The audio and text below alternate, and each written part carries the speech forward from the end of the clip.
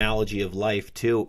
Yeah, you get up to the top of the mountain, you want blue sky, you want these views, and I get it. We all want those views. Yep. But you can't forget you are in a freaking cloud. Like that, you're sitting, you're in down, the skin of the earth. The atmosphere is the skin in the clouds. Of the earth. Yeah. That's so cool. You're literally in clouds. You're sitting on you go out your front door, you look up, you see the clouds.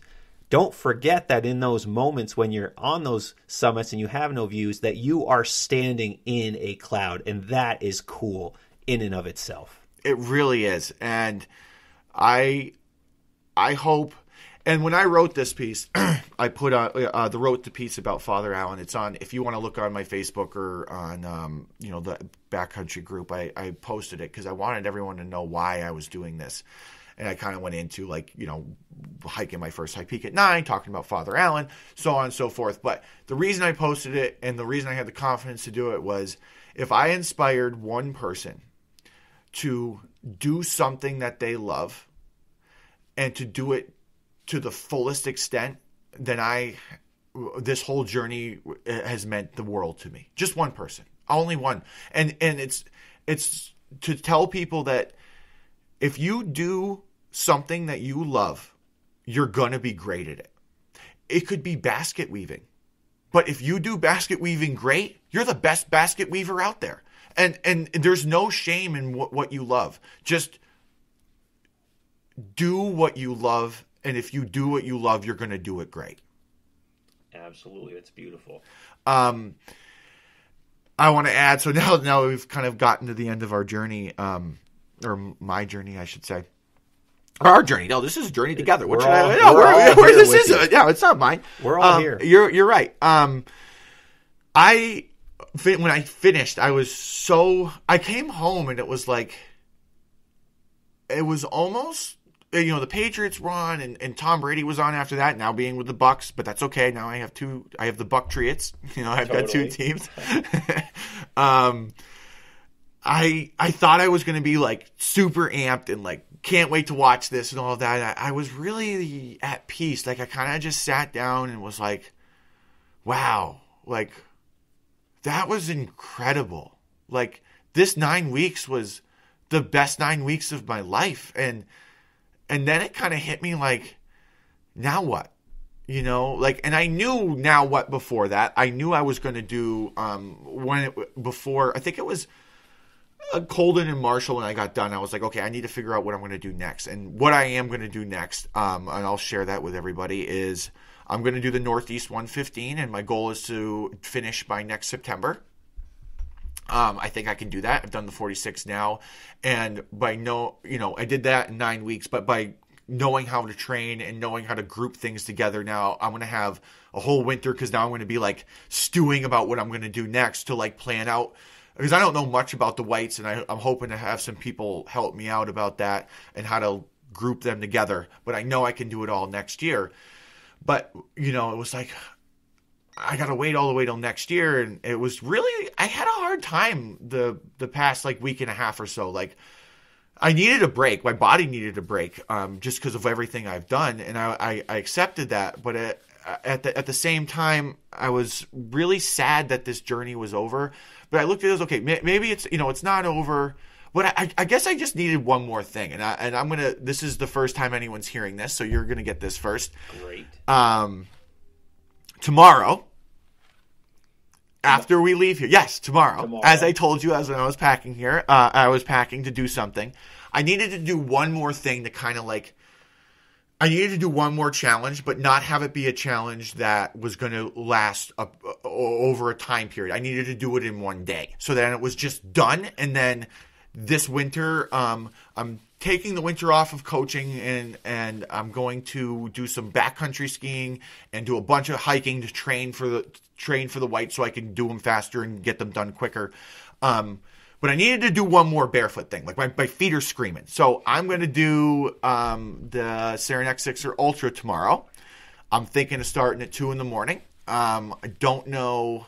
And yes, I know what time it is now. Yeah, that's soon. We got to get you home. No. I'm not worried. Yes, if you need to go, I get that. But no, I am. I wanted to do this podcast and then do this because it's going to get me so excited for tomorrow.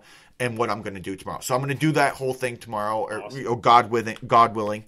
And then after that, I can kind of put that aside and be like, okay, I did it, and then now I'm going to train for next year. Sure. At that point, there's like, you did multiple things. You did the 46 and you hit the 6'er Ultra. Yeah, and that so 6'er Ultra, things. yes, it was 2 things, but the 6'er Ultra is just one day. So then I can just be like, okay, I did something else and it's not over, and I can't wait for next year. Now I can kind of focus on getting myself ready for next year, because I think I want to do it.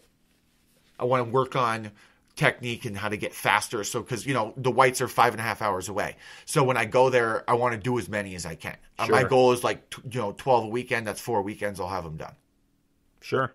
Yeah, it definitely poses a new challenge to the mix. You living in Lake Placid, obviously, is close. So that puts a new challenge to deal with. Now, let me say this. You're doing the 6'er Ultra barefoot. You got to drive barefoot too between peaks. I actually no shoes between peaks. I can do that. No shoes between peaks. I will do that definitely tomorrow for sure. All right. Well, we've been talking for a while, and this has been absolutely terrific. There is so much information that you've given just on hiking barefoot, and just from a story standpoint, hearing your story, absolutely incredible. So I have a few questions that I always ask people on this podcast at the end of the show. So first off, a fun question, and there's no wrong answers for any of these. Okay. Is there anything in particular, special, fun, unique to you that you always have to have in your backpack? Yes. Great question. Hit me. I have a couple things. Is that okay if it's just more than one? Lay it on me. I love coconut water instead of water. Okay. So I carry more, I know a lot of people carry filters and stuff. That I love coconut water. It just does it for me. So I love coconut water. With my feet, after each time that I did it, I know this is going a little off topic, but with my feet, I use Arnica on my feet after each time I was done hiking, and it really helped with the healing process. And I also love on each peak, some of them I did not do this, because when I did 6, you can't do this. But let's say I did like Colden and Marshall.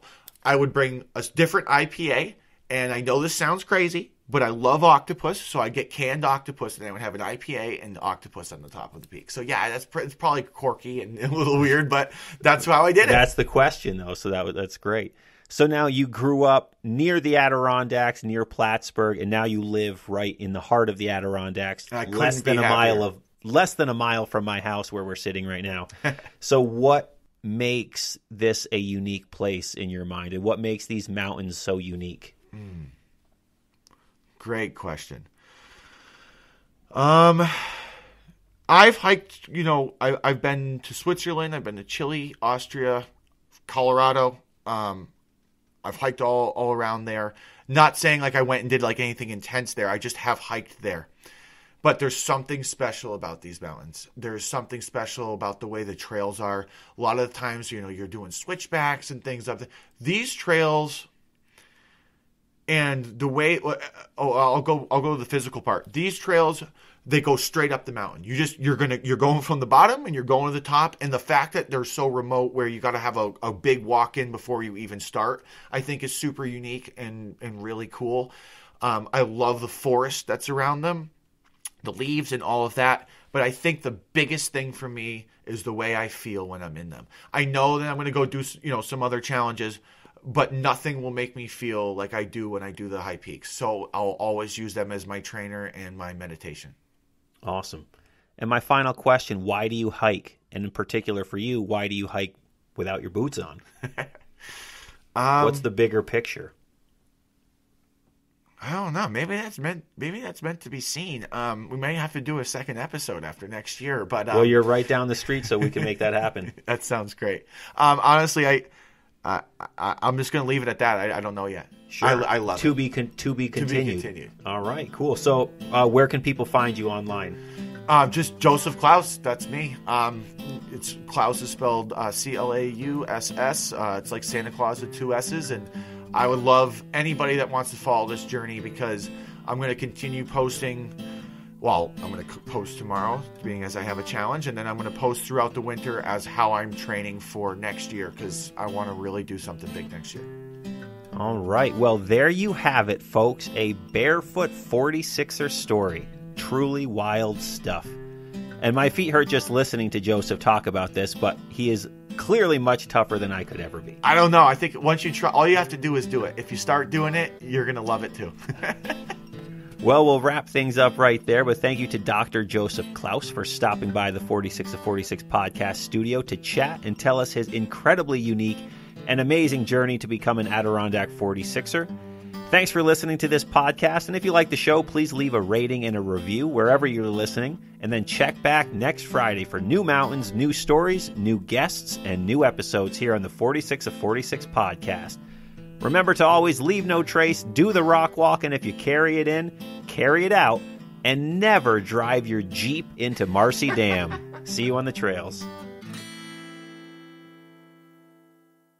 Hey guys, it's James from the 46 of 46 podcast, letting you know the new Campfire Blend Steeped Packs from Recess Coffee are both a delicious and super convenient coffee option, whether you're out camping or just heading to the office. Campfire Blend is a medium roast with smoky notes of chocolate and walnut, and even comes in compostable packaging. But if you're in the backcountry and you carried it in, just carry it out. Plus, it's called Campfire Blend, and who doesn't like a campfire? Recess Coffee is offering all of you listeners 10% off your order of their new steeped packs or 12-ounce whole bean bags with the promo code RECESS46. That's RECESS 46. Pick them up at recesscoffee.com. Pure ADK is an online community and lifestyle brand that creates Adirondack-inspired apparel and goods. They're all about sharing their adventures and creating quality products that are a reflection of the outdoor lifestyle and activities we love in the Adirondack Mountains. Whether born and raised an Adirondack native or a frequent vacationer, we all have a common bond, those feelings and memories that the Adirondacks evoke in us. As a bonus for listeners of the podcast, they're providing a 15% off discount. When shopping in their online store, use the promo code 46podcast to redeem the offer. PureAdirondacks.com. Check it out. 46 Podcast. Pure ADK. Exploration Unbound.